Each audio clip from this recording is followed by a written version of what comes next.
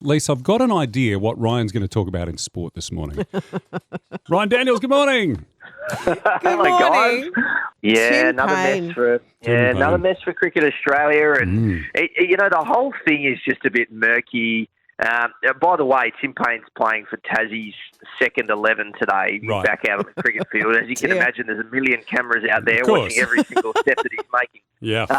But the whole thing is a little murky, and the thing that stood out to me out of all of it was that in the Cricket Australia investigation and the Cricket Tasmania investigation, they couldn't get a hold of these text messages that were sent between Tim Payne and this other person. Right. Yet the media were able to get a hold of those messages in about 14 seconds. So I don't know who's doing the investigating for these two organisations, Cricket Australia and Cricket Tasmania, but they need better investigators because I reckon it was probably some 18-year-old intern who can search Facebook or Twitter or something at one of these media, and they just found them like that. With their eyes shut. They need to be better. Look, it is a mess. It's right before the Ashes, and the thing that doesn't really add up to me is that it all sort of happened at the same time that they were looking for somebody to be, a stand-up guy and take over from Steve Smith after what happened with Sandpaper, and it's just it's really unfortunate for everybody involved.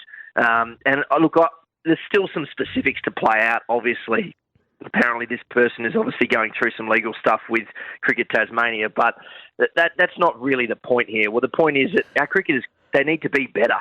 And our sports people and our people in general just need to be better, I think. Right, it's messy. It's icky, and I'm not defending him, but having read the text exchange, she seems to be extremely complicit.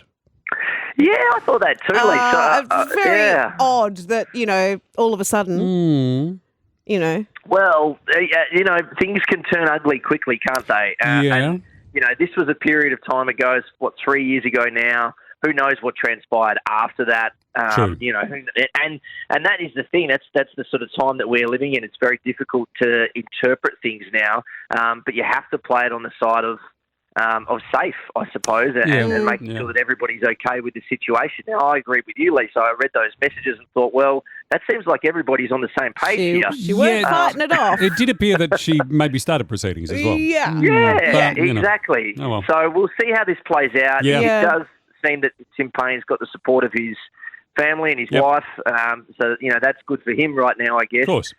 There will be more to come out from this. And I read Malcolm Conn, he's done a piece on it this morning, and he said there's a lot that's not being reported in this, and that tends to mean it'll come out at some point. There's more to come. So we'll see where it goes. And obviously the next question is who captains Australia. Obviously Pat Cummins is the front runner, and I think that's probably the right choice. We don't often go with a bowler. But no, it's a bit hard, isn't it? Yeah, but I mean, he seems to stand up on and off the field, and right now those two things are very important. And to be honest, someone like Cam Green, who's still really, really young, I mean, he could be in that position in 4 or 5 years, but he's not ready yet by any stretch of the imagination. So they need someone like Cummins who's been around the traps, come in, be stable, be a really good player on field and a really good person off the field, and hopefully do a better job than the last two guys have been able to do it at sort of standing in the middle of the moral compass and knowing which way to go. Yeah. Positive cricket news. Scorchers are hosting the WBBL Grand Final this Saturday, and tickets are on sale this morning. Nice work, ladies. Yeah, this is very exciting. I mean, they've been super entertaining all season long. Sophie Devine's been smacking the ball around. Beth Mooney's the best run scorer in the competition. And it's cheap too. So this is at Optus Stadium, 4 o'clock on Saturday afternoon. The weather's been great, so I guess it'll continue, I'm hoping.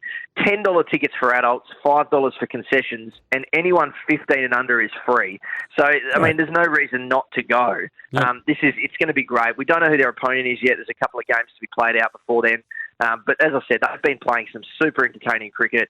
It's the kind of cricket that if you're going along, don't take your eyes off the ball because they hit the sixes left, right and centre. You'll get smacked in the head. So you need a hat. It's going to be 35 degrees too, right? Yeah. Perfect. There you go. What a better place to be. Yeah. You're sitting at Optus, cold beer, 4 o'clock in the afternoon. Cricket's back. I'll be there for sure. Righto, an English paceman who we got over for the Scorchers for the BBL is out, injured. Yeah, Bryden. I'm calling him Bryden Curse now because obviously he's injured his knee. He's had to go back to England. It's disappointing. This sort of thing can happen at any time, but he was training with the England Lions. He just got to Australia, and now he's on his way back to England, which is his punishment for getting hurt. So now they've got to find a replacement. So we'll see what they do. There's not much time left. And nowadays you've got to navigate quarantine as well. Of course. So it's not just a simple matter of getting somebody on the plane. So we'll see where they go with it.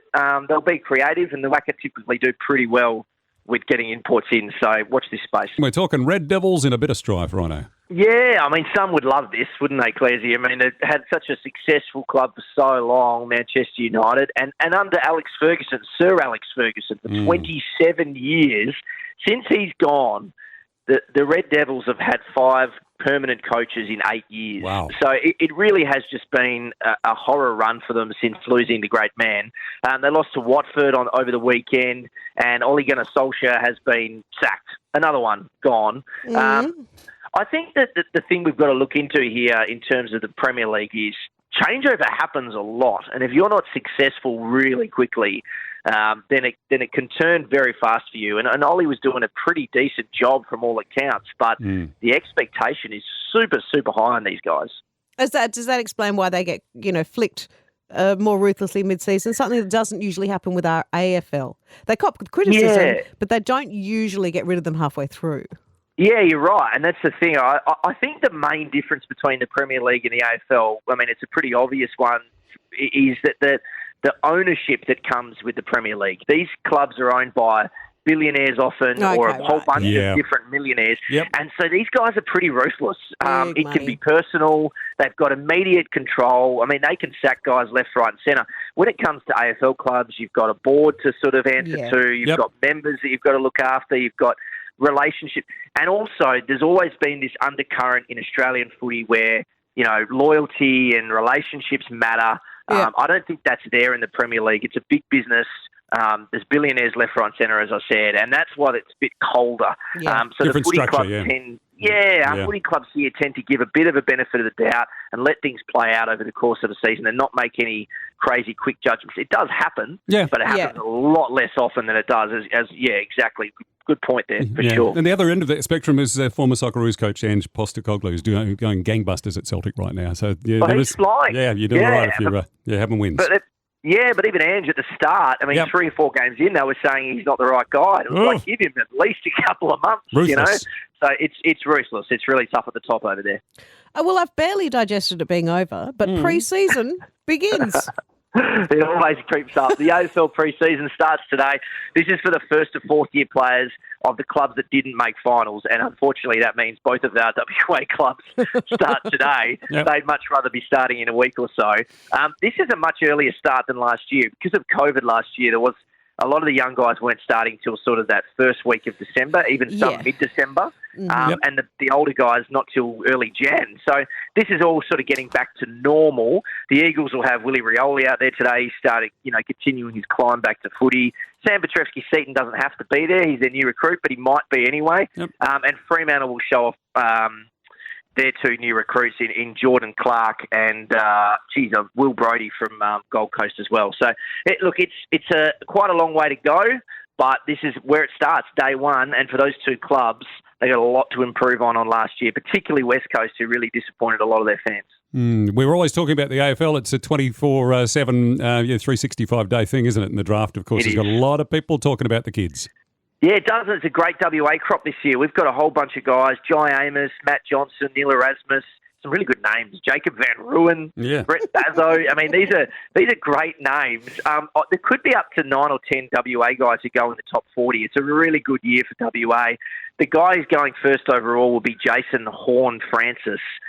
In terms of live picks, North Melbourne will take him after Dacos. Another Dacos boy, we all remember the Macedonian Marvel. Another one of his sons, he'll be at Collingwood, and then Luke Darcy's boy will end up at Sam Darcy, will end up at the Bulldogs. So it's going to be an exciting draft, particularly for those WA guys. They've earned it, they've put the work in. Now let's see how they go. And just very quickly, Qatar Grand Prix. Oh, yes.